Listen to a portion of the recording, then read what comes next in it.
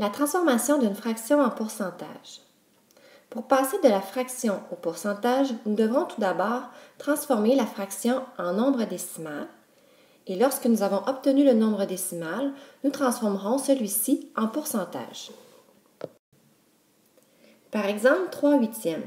Si je veux transformer 3 huitièmes en nombre décimal, nous avons vu dans une capsule précédente que nous devons diviser le numérateur par le dénominateur. Alors, si je fais 3 divisé par 8, j'obtiens 375 millièmes. Et ensuite, je passe du nombre décimal au pourcentage. Et ce qu'on a déjà vu également, c'est que pour transformer un nombre décimal en pourcentage, je dois multiplier par 100, donc déplacer la virgule de 2 positions vers la droite, ce qui me donnera 37,5%. Donc, 3 huitièmes en pourcentage correspond à 37,5%. Prochain exemple, 18 cinquièmes. Encore une fois, je vais aller chercher la forme décimale. Alors, je fais 18 divisé par 5, ce qui donne 3,6. Une fois la forme décimale trouvée, tout ce que j'ai à faire, c'est de multiplier par 100, c'est-à-dire déplacer la virgule de 2 positions vers la droite afin d'obtenir le pourcentage, ce qui va donner 360%.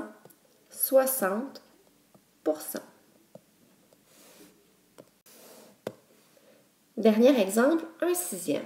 Je veux transformer ma fraction en pourcentage, donc je dois passer par la forme décimale.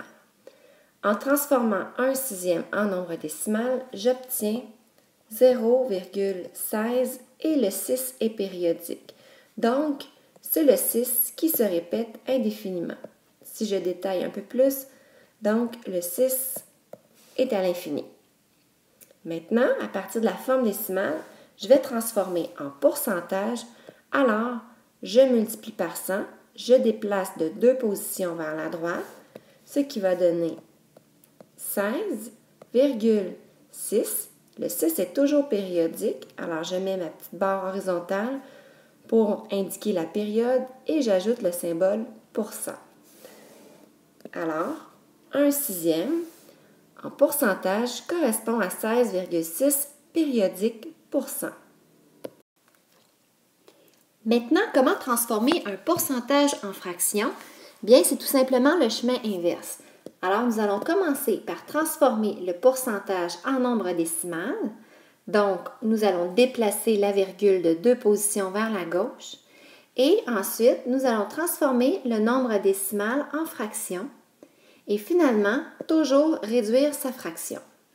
Prenons le premier exemple, 45,5%. Je vais transformer mon pourcentage en nombre décimal, alors je déplace la virgule de 2 positions vers la gauche, ce qui donne 0,455, donc 455 millièmes. Ensuite, je pars de la forme décimale et je transforme en fraction. J'écris les chiffres qui constituent le nombre sans la virgule au numérateur, 455 sur le dénominateur représente toujours la plus petite position du nombre. Alors ici, c'est la position des millièmes.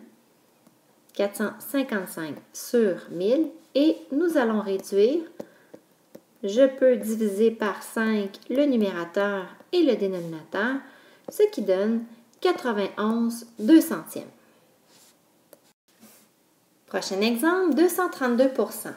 Je transforme mon pourcentage en nombre décimal. Alors, je déplace la virgule de 2 positions vers la gauche, ce qui donne 2,32. Lorsque nous avons trouvé le nombre décimal, nous transformons celui-ci en fraction. J'écris les chiffres qui constituent le nombre au numérateur et le dénominateur représente toujours la plus petite position du nombre. Ici, c'est la position des centièmes. 232 sur 100 et nous pouvons réduire puisque nous pouvons diviser par 4 le numérateur et le dénominateur, ce qui va nous donner 58 sur 25. Donc, 232 en fraction correspond à 58 sur 25.